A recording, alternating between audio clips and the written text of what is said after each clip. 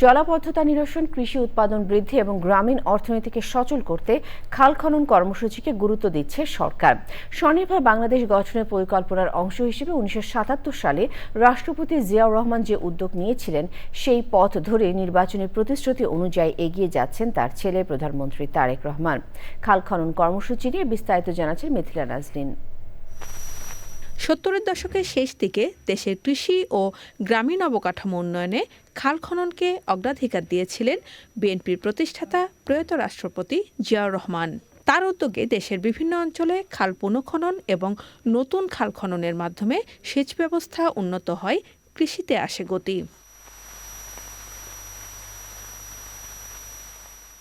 পাশাপাশি বন্যা ও জলাবদ্ধতা মোকাবেলায়ও গুরুত্বপূর্ণ ভূমিকা রাখে এসব প্রকল্প।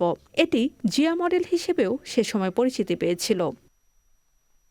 দীর্ঘ সময় পর আবারও সেই কর্মসূচিকে নতুন করে সামনে এনেছে বিএনপি সরকার। প্রধানমন্ত্রী তারেক রহমানের নির্দেশনায় দেশের বিভিন্ন জেলায় শুরু হতে যাচ্ছে খাল পুনঃখনন ও সংযোগ পুনরুদ্ধারের কাজ। I have a plan for the people of my country. For my country.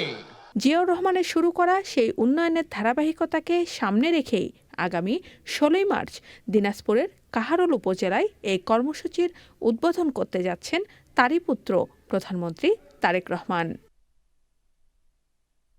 Mithila Nazneen, channel I, Dhaka.